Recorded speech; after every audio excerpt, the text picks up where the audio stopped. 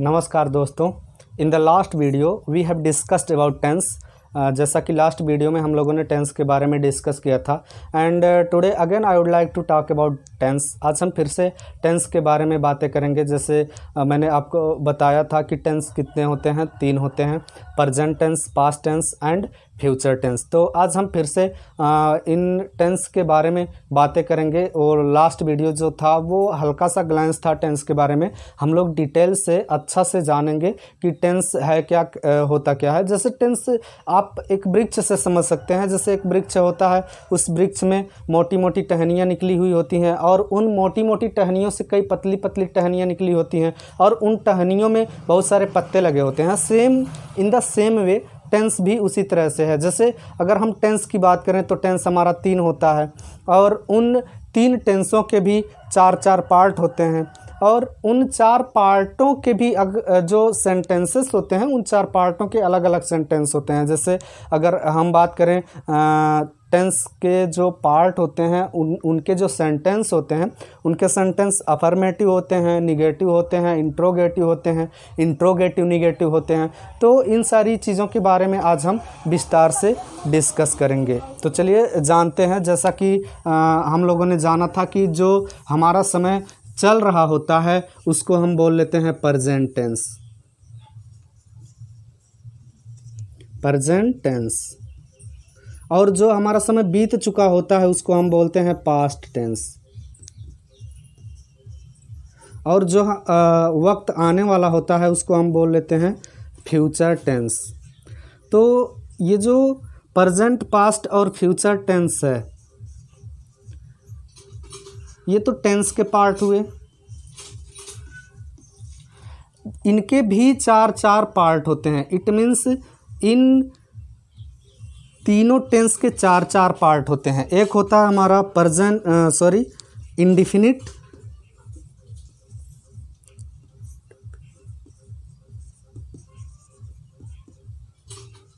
एक होता है कॉन्टिन्यूअस,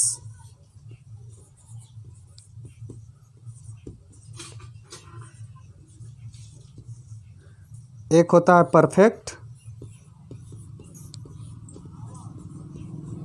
और एक होता है परफेक्ट कॉन्टिन्यूअस।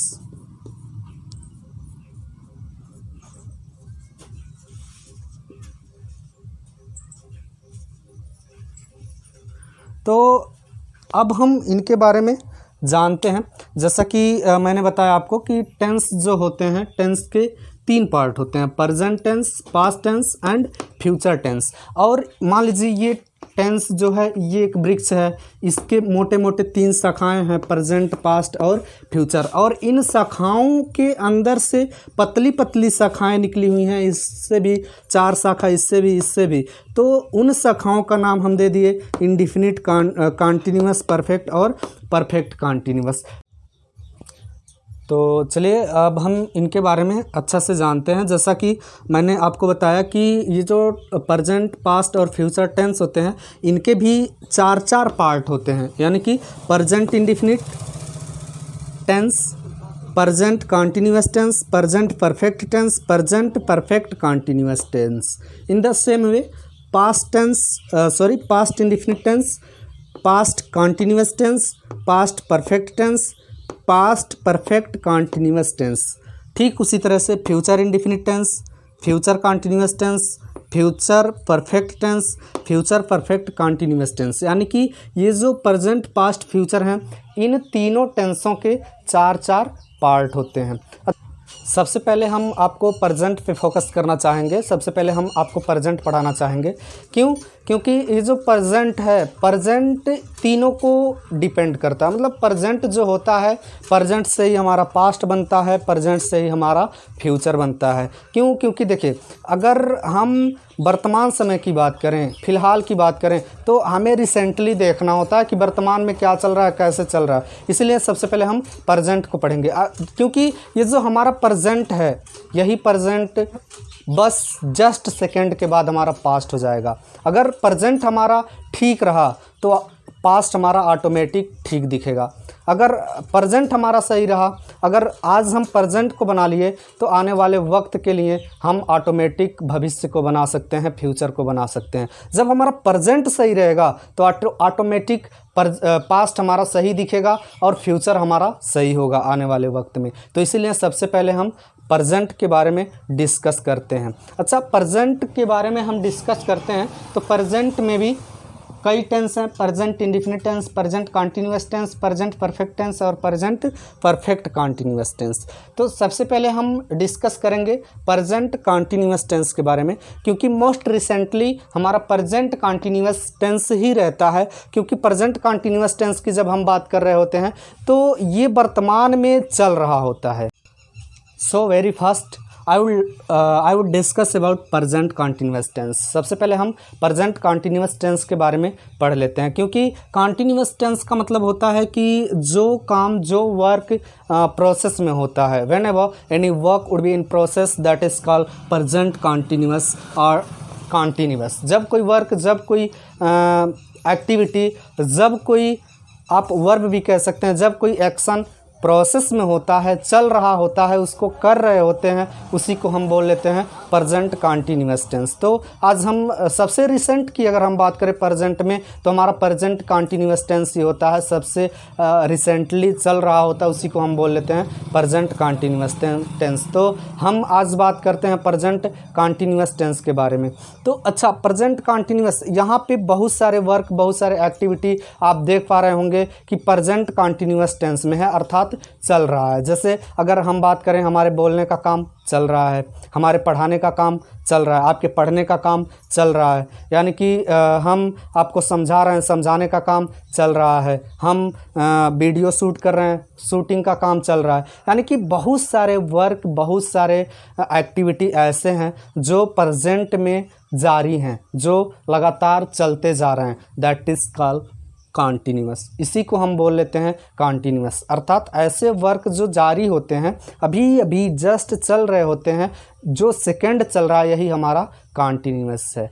तो आज हम कॉन्टिन्यूअस टेंस को अच्छे से समझते हैं। अच्छा, जो कॉन्टिन्यूअस टेंस है, आपको रटना नहीं है कि मतलब इसके रूल क्या हैं, परिभाषा क्या है, पहचान क्या है। पहचान कुछ नहीं, पहचान बस आप यही समझोगे, क्योंकि अगर पहचान आप रटते हो तो किताबों में आपको मिल जाएगा कि हिंदी के वाक्यों में जिन वाक्यों के अंत में रहा है, रही है, रहे हैं, रहे हो आदि शब्द है, उसको हम बोल लेते हैं कॉन्टिन्यूअस या प्रेजेंट कॉन्टिन्यूअस। तो ये कोई ज़रूरी नहीं कि किसी वाक्य के अंत में रहा, रही, रहे आए, कोई ज़रूरी नहीं। जैसे अगर मैं बात करूं कि मैं खड़ा हूं, अब ये बताओ, मैं खड़ा हूं, खड़ा होने का काम जारी है, खड़ा होने का काम प्रोसेस में है, तो कहीं ना कहीं खड़ा होना हमारा प्रेजेंट तो हुआ और कॉन्टिन्यूअस भी हुआ। भाई खड़ा हूँ, वर्तमान की बात मैं कर रहा हूँ, तो वर्तमान में खड़ा हूँ, खड़ा होने का काम जारी है, तो ये जारी है, लेकिन इसमें रहा, रही नहीं आया। जैसे मैं बात करूँ कि आप बैठे हो, अब ये बताओ, आप बैठे हो, रहा, रही, रहे कहीं आया नहीं, लेकिन आप बैठ करके सेलफोन चला रहे हो, देख रहे हो, तो कहीं कहीं आप बैठे हो। इस बैठने में आप देख पा रहे हो कि एक्शन जो है, काम जो है, प्रोसेस में है, जारी है, चल रहा, बैठने का वर्क आप कर रहे हो। तो कहीं न कहीं ऐसे वर्क, ऐसे एक्टिविटी जो प्रेजेंट में प्रोसेस में होता है, प्रोसेसिंग में होता है, उसी को हम बोल लेते हैं प्रेजेंट कॉन्टिन्यूअस। आप पहचान में ऐसा नहीं रट्टा मारेंगे कि जिन वाक्यों के अंत में रहा, रही, रहे, ये केवल कहने के लिए होता है।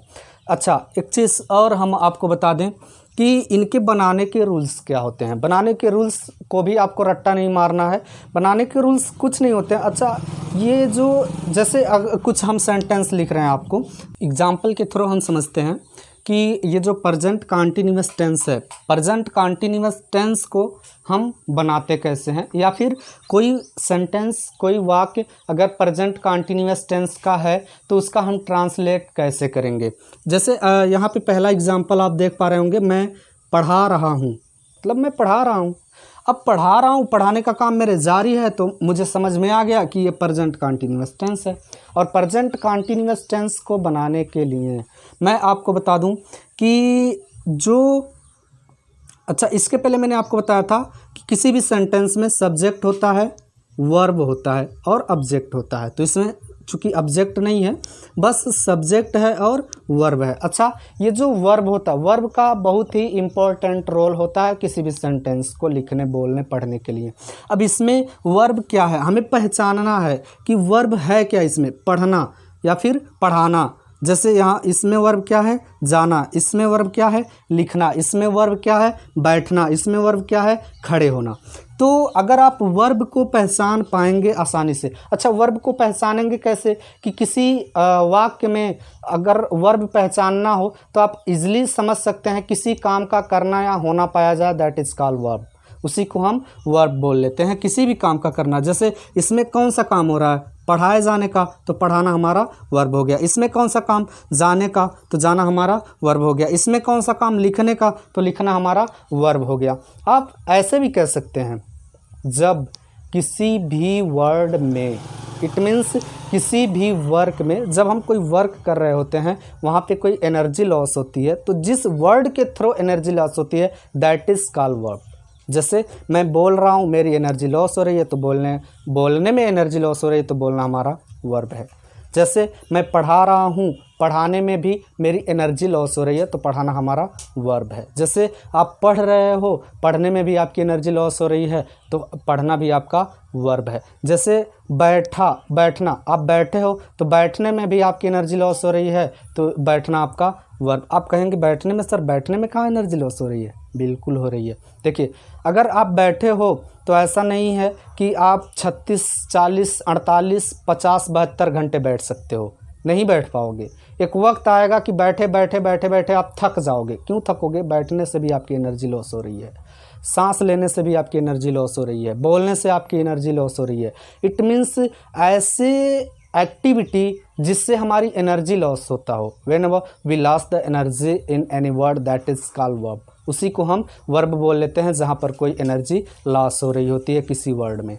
तो शायद आपको वर्ब समझ में आ गया होगा कि पढ़ाना हमारा क्या है, वर्ब है, जाना हमारा वर्ब है, क्रिया है, लिखना हमारा वर्ब है, मतलब वर्ब की हिंदी क्रिया होती है, बैठना वर्ब है, खड़े होना हमारा वर्ब है। अच्छा, इनको बनाने के लिए हम बनाएंगे कैसे, जैसे इसमें मैं की इंग्लिश क्या होती है, आई। अच्छा, एक चीज़ और यहाँ पे आपको बताना ज़रूरी है कि ये जो मैं बोला, मैं खुद के लिए बोला, लेकिन ये है क्या, एक पर्सन है। अच्छा, पर्सन क्या होता है, व्यक्ति। पर्सन जो होता है, पर्सन 3 होते हैं, देयर आर 3 पर्सन्स। आप अदरवाइज मत लीजिएगा कि सर ने बताया पर्सन 3 होते हैं, एक मेल होता है, एक फीमेल होता है और एक ट्रांसजेंडर। ऐसा कुछ नहीं, मेरे कहने का मतलब यहाँ पे पर्सन सब्जेक्ट से है, क्योंकि हम सब्जेक्ट के बारे में यहाँ पर चर्चा कर रहे हैं। 3 होते हैं, नहीं तो क्या पता कि सर ने बताया कि पर्सन 3 होते हैं, एक मेल, एक फीमेल और एक, हाँ, तो ऐसा कुछ नहीं है यहाँ पे। मेरे कहने का मतलब first person, second person and third person. ये फर्स्ट पर्सन क्या होता है, फर्स्ट पर्सन को हम बोलते हैं स्पीकर, यानी कि स्पीकर, यहाँ लिख स्पीकर यानी कि सब्जेक्ट।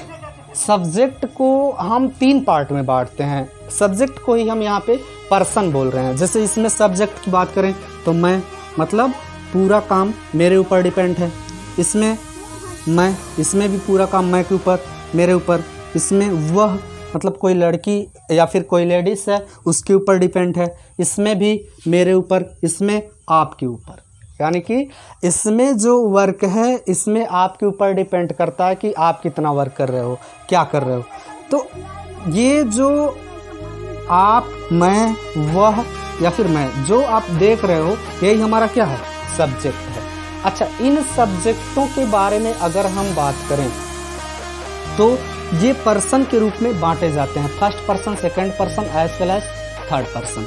फर्स्ट पर्सन में आई आता है, यानी कि पर्सन हम जान लेते हैं,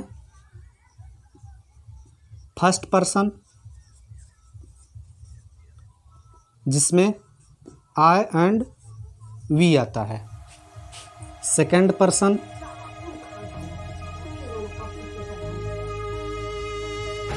जिसमें आप आते हो, यानी कि you. And third person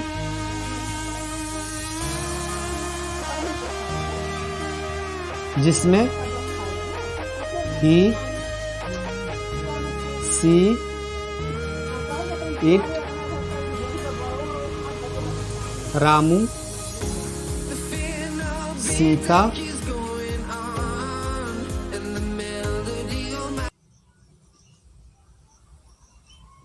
it means दुनिया के अगर हम 3 लोगों को छोड़ दें या 3 पर्सन को छोड़ दें, आई वी यू, तो दुनिया में जितने भी पर्सन होते हैं उनको हम थर्ड पर्सन मानते हैं, मानते नहीं होते हैं।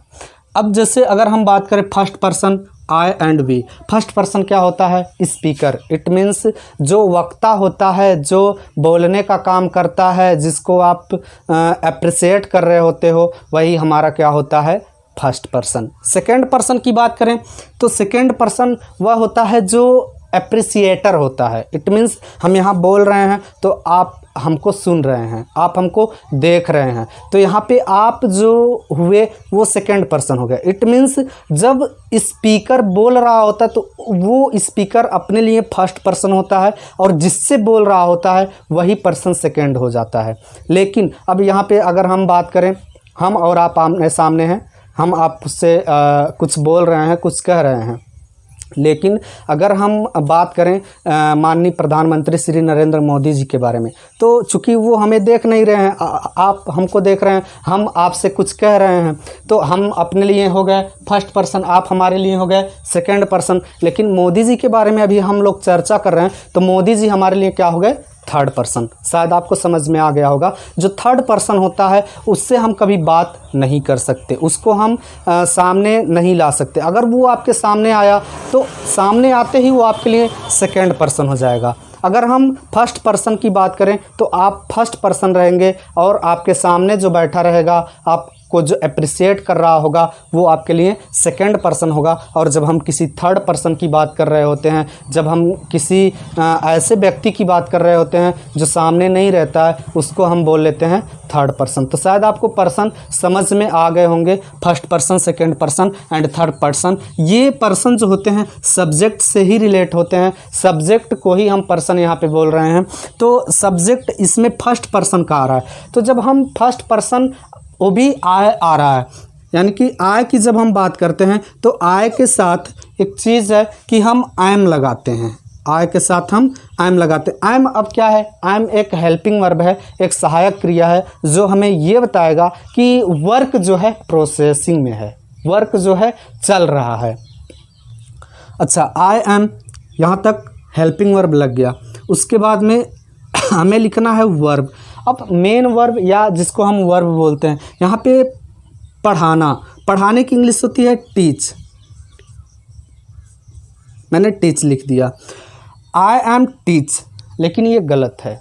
जब कोई काम हम प्रोसेस में बोल रहे होते हैं तो वहाँ पर जैसे आपकी कार पेट्रोल के बिना नहीं चल सकती, जैसे आपका स्कूटर पेट्रोल के बिना नहीं चल सकती, ठीक उसी तरह से ये जो कॉन्टिन्यूअस भाई साहब हैं, ये कभी भी आईएनजी के बगैर नहीं चल सकते। इट मीन्स हमारे कहने का मतलब ये है कि जब हम बात करते हैं कॉन्टिन्यूअस की, चाहे प्रेजेंट कॉन्टिन्यूअस की बात करो, चाहे पास्ट कॉन्टिन्यूअस की बात करो, चाहे आप फ्यूचर कॉन्टिन्यूअस टेंस की बात करो, यानी कि कॉन्टिन्यूअस वर्ड कहीं भी आ जाए तो वहाँ पर जो मेन वर्ब होगा, जो वर्ब होगा, उसमें आईएनजी लगाना अनिवार्य हो जाता है। तो इसमें अगर हम आईएनजी लगाते हैं तो हमारा बन जाता है टीचिंग। अब ये सेंटेंस कंप्लीट हो चुका, आई एम टीचिंग, मैं पढ़ा रहा हूँ। अच्छा, नेक्स्ट देखते हैं, मैं जा रहा हूँ। मैं की इंग्लिश आई, जाने की इंग्लिश गो, और गो में आईएनजी आपने लगा दिया तो आपका बन गया गोइंग।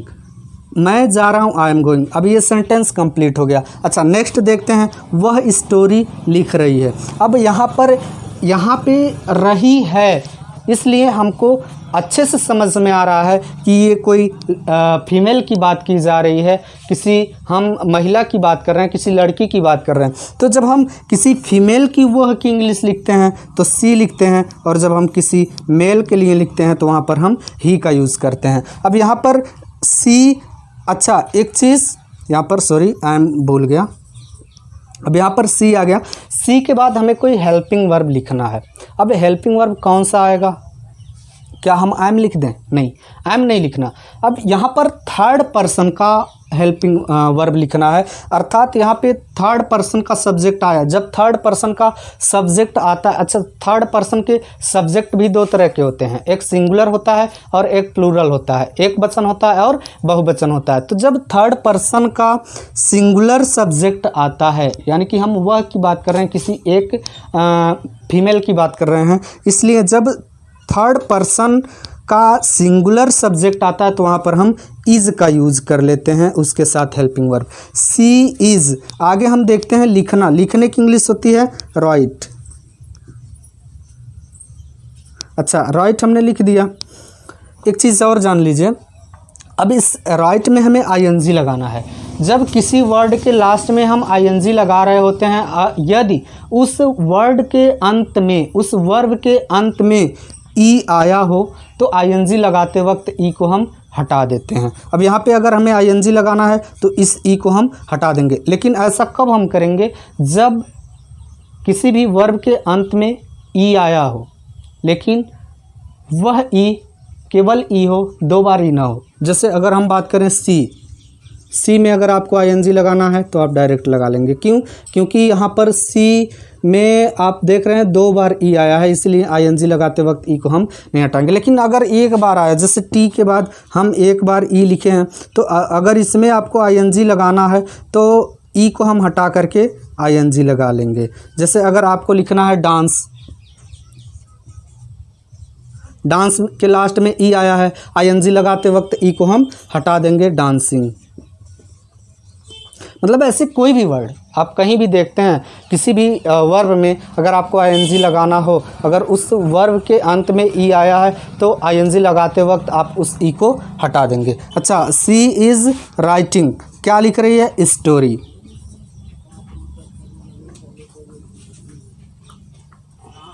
एस छोटा कर लेते हैं। सी इज़ राइटिंग स्टोरी, तो ये हमारा बन गया, वह स्टोरी लिख रही है। अच्छा, अगर बोलना हो मैं बैठा हूँ, इसमें थोड़ा सा कन्फ्यूज़न होगा आपको कि आप सोच रहे होंगे कि ये किसी दूसरे टेंस का है। नहीं, ये भी प्रेजेंट कॉन्टिन्यूअस टेंस का ही है। क्यों? क्योंकि बैठने का काम प्रोसेस में है। मैं बैठा हूँ, मैं की इंग्लिश आई, और आई के साथ हेल्पिंग वर्ब एम, और बैठने की इंग्लिश सीट, और सीट में हमें लगा देना है ING, I am sitting.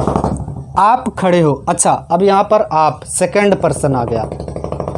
If you talking about second person, और if you talking about third person, वो भी प्लूरल नंबर, अगर आप थर्ड पर्सन के प्लूरल नंबर की बात कर रहे हो या फिर सेकंड पर्सन की बात कर रहे हो, तो ऐसे कंडीशन में आप हमेशा आर का यूज़ करेंगे। जैसे आपकी इंग्लिश आपने लिख लिया यू, और हेल्पिंग वर्ब हमें एम, इज़ या फिर और कुछ लिखना है? हाँ बिल्कुल, इज़ एम नहीं लिखना, क्योंकि ये सेकेंड पर्सन है और सेकेंड पर्सन के साथ हम हमेशा आर का यूज़ करते हैं। यू आर, खड़े हो, खड़े होने का इंग्लिश स्टैंड, और हमें लगाना है आईएनजी। यू आर स्टैंडिंग, आप खड़े हो। तो यहाँ पे आप देखें कि यू आर स्टैंडिंग, आप खड़े हो, ये प्रेजेंट कॉन्टिन्यूअस टेंस को दर्शा रहा है। कुछ और एग्जांपल से हम समझते हैं। जैसे यहाँ पे आप देख पा रहे होंगे कि मोहन किताब पढ़ रहा है। मोहन किताब पढ़, मोहन कोई पर्सन है, कोई व्यक्ति है, और ये भी थर्ड पर्सन। थर्ड पर्सन के लिए अभी अभी मैंने बताया कि अगर कोई सिंगुलर हो तो मोहन के साथ हम इज़ का यूज़ कर लेंगे। जैसे मैंने मोहन लिखा, मोहन के साथ मैंने बोल लिया इज़, मोहन इज़। अच्छा, पढ़ना, पढ़ने की इंग्लिश होती है रीड। अब हमें आईएनजी लगाना है, रीडिंग। Mohan is reading. अब हमें ऑब्जेक्ट लिखना, इसमें ऑब्जेक्ट क्या है? किताब, क्योंकि जो मोहन है वो पढ़ रहा है, लेकिन क्या पढ़ रहा है? किताब। किताब की इंग्लिश होती है book. Mohan is reading book. अच्छा, राहुल चैटिंग कर रहा है। अब राहुल थर्ड पर्सन है, राहुल के साथ मैंने क्या लगाया? Is chatting online.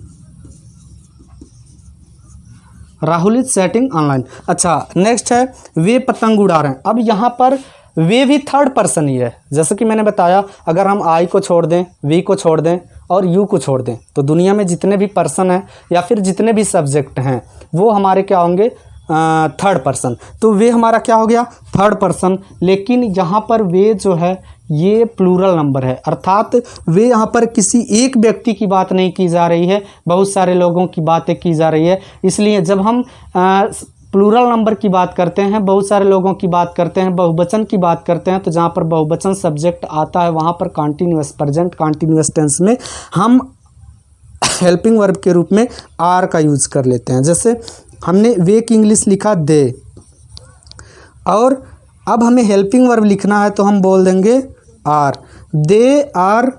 अब उड़ाना, उड़ाने की इंग्लिश हम क्या लिखेंगे, फ्लाई। अच्छा, अब इस फ्लाई में हमें आईएनजी लगाना है,